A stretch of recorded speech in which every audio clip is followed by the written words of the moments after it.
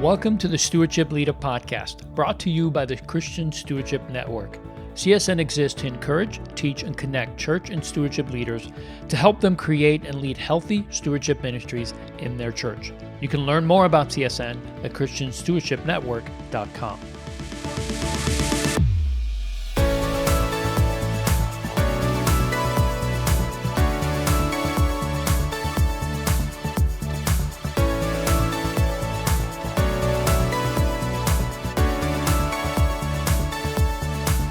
Well, welcome to Stewardship Insights, a brief conversation to help you become a better stewardship leader. I'm your host, Leo Sabo, and with me today is Pastor George Thompson from Faithful Central Bible Church in Los Angeles, California. And George, we've got another question from one of our listeners, and this question has to do with content. The question is, what's working outside of FPU in the financial literacy space? First of all, thank you so much for having me today, and that is a really good question, Leo. And I actually was asked that recently. I was in I was in Birmingham, Alabama. They were looking at starting a ministry, and I said, "Hey, that's great, and do Financial Peace University, or there's different options." But what I actually did when we started was I found out what's the need in our community. So we actually surveyed people and asked people, and people said certain things like, "I want to get out of debt. I want to learn how to buy a home. I want to learn how to invest. I want to put my children through college." I want to be able to retire, So then what we did was there's something called linear when you go from point A and then you go, straight across. So then what we did is we started doing classes, and someone said, "I want to get out of debt." I said, "Okay, we're going to do it's one class, and then we teach it." Then they said, "But wait a minute, my credit's bad." I was like, "Okay, 2 nights." Okay. Then they said, "I want to invest." It was 3 nights. So instead of doing all 9 like that, and they're all kind of in a row, what we started was we switched from doing it that way to something called a passport method. When you get a passport, you go somewhere and you just kind of get a stamp. You go to France, you get a stamp. You go to Jamaica, you get a stamp. You go to Europe, you get a stamp. So what we did was we started putting up several classes that people wanted to go through, and then we wanted them to stamp it 9 times. Yeah. Do you see that? So we didn't.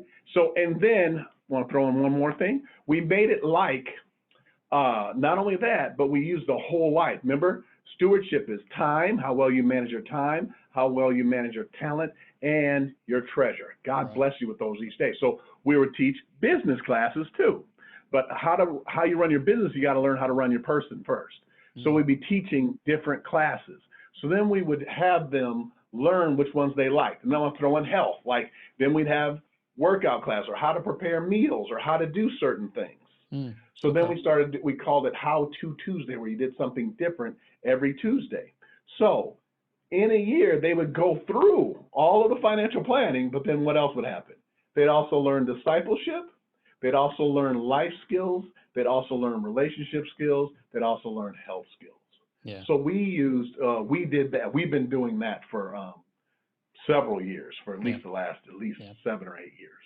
I like it. I think some churches are more resourced than others. So you may want to start with an FPU, but then beyond that, I think all of us, I love FPU. We've used it at our church many, many years, and I think it's a wonderful class. I think it's wonderful information, and it can be very motivational, especially in getting out of debt and getting you on a budget. So I think it's a great tool. However, even the folks at Dave Ramsey, I have many friends there, would say that's not the only class that you need, and there's no one class that fits all that will meet every need that you have. So it's important to understand that FPU has its place, but there's other content out there, and there's content that eventually, I think, as George said, you have to create yourself. But let's just talk about a couple of different concepts that you use. One of them is Compass. Compass has Bible studies. So this goes into the Bible side, the theological side of stewardship. It talks about the real reason why stewardship is important, the fact that God owns everything and we're stewards of it. So it lays a biblical foundation, and this is a small group study. So, it's been proven that small group studies are the best way to disciple people and to see life transformation. So that's a great content that you can do. It's, again, 9 weeks long, but it goes through and it's very interacting with other people. Obviously, there's a lot of discussion. There's a lot of wrestling through these different things. So it's not just hearing information and then saying, I guess that's it, but actually working through it. And I think that's really important in developing a mindset of a steward.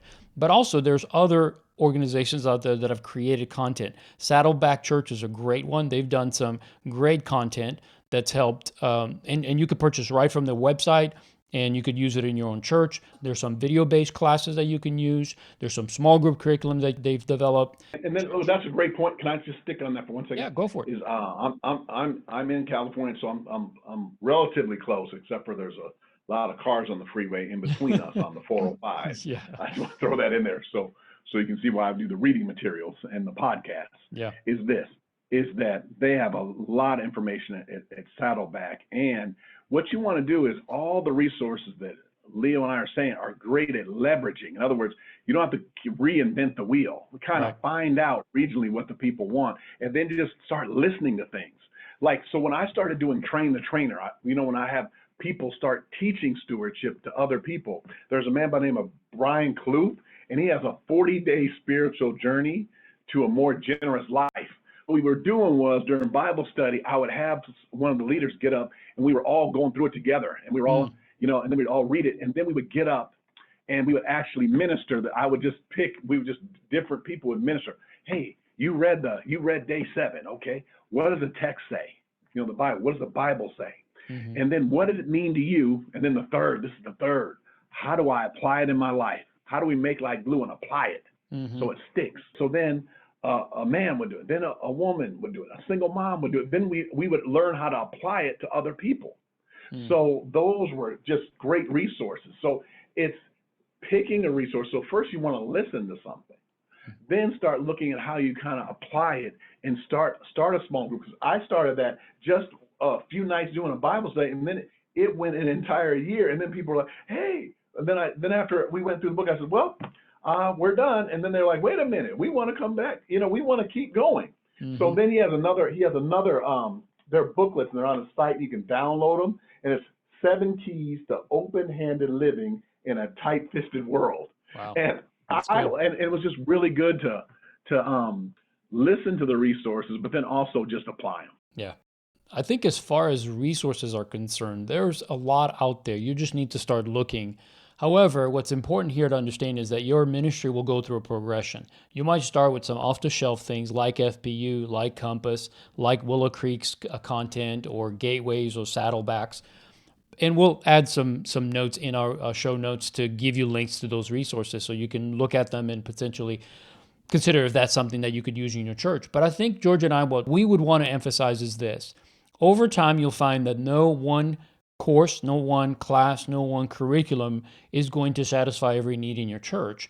So you have to do what George did, which is to ask, what do you guys need, right? Throw out a survey, do some interviews, before church one day and say, if we offered financial classes, what content would you want to come to, You'd be surprised what people will tell you when you ask them, because they really want that kind of help. Right. Ask this question. What is your biggest financial concern? There you go. I ask people that. Perfect. Like right when I take a whiteboard. I was doing a relationship seminar, and I was teaching on financial intimacy. It was good, Leo. It was really good. I had to give myself a plug on that. Okay, so then I had a whiteboard, and I said, what's your biggest financial concern? And then a man stood up and said, I want my kids to learn how to own a home. And I said, let's talk about family financial. And then boom, right there. Now, then I let them know that I cannot do, my little clock said I had 7 minutes left. And I said, great. I said, so we can't do estate planning today. Right. But then what happens is in your church, you may know this, you may not. You have estate planning attorneys. You just don't, you may not have ever asked. Right. And then you find out. Then there's also a resource for that. But find out what people's concern are, and then just get it to them. Exactly. You build the content that your people need. And I think one of the most important things that you'll find out is that your church has its own DNA and its own language. And so you'll have to create some kind of content. It doesn't have to be 100% of it. It could be 20%, it could be 30%, 50%. That the content comes from your team, from your leadership, with the words and the DNA that's in your church. And I think that's a natural progression. You don't have to start there, but eventually I think you'll find that over time you'll have to build your own resources, because your people will want specific things that you may not be able to tailor it to the message that you need to give them. And we found that out to be the case, that you will have to create some things Like for instance, you might want to create a 2-week class on budgeting and get very practical, which, a lot of these content, they don't get very practical. They give you the information and you're supposed to go home and do it. Well, what if you did the actual work in the classroom, right? Because some people get lost when they get home. They get confused, they don't know, they stop. So you might find out that the most effective way to do that is to actually do it in the classroom. Have them bring their bills, have them bring their financials, and then just do it right there in the classroom. And you're teaching life skills. You're teaching them how to do it. So don't be limited by what's out there. Be creative, ask questions, and you'll find the content that your congregation needs. I was going to let that go, but I got to say one more thing about people coming in and doing it. There's something about them doing it community and doing a budget or getting out of debt together. Right. It's a journey they're going on. And right now, a lot of people think they're going through it. And don't laugh, but some people think they're the only person trying to get out of debt. They're the only person that made a mistake. They thought somebody was giving them a rope, but they were actually giving them a shovel, and they didn't know it. And they're trying to figure out how to get out of this. So when they can do it together, we can all win together. And it's unity. So that's why that's the importance of having classes. There's a lot of times where people don't want to come to classes, but actually the more internet, the more things that are happening, the more people need community or someone that's down there fighting for them, working with them, and loving them. Yep. And this is a great opportunity in the area of stewardship to be able to provide that to them. Exactly. So you're not the expert talking to them. You're just part of a conversation, and you're creating that environment where they can grow together. And I think that's such a powerful thing. Well, we want to thank you for joining us for the Stewardship Insights. If you enjoyed it, would you do us a huge favor and share it with another church or stewardship leader? Let them know that this resource exists, that we're talking about an important topic, that it's part of discipleship. People need to know about it. So thank you for sharing it. And also, if you want more content and to learn more about Stewardship Insights we've offered in the past, you can find all of that on our website at christianstewardshipnetwork.com. Thanks again. We look forward to seeing you next time.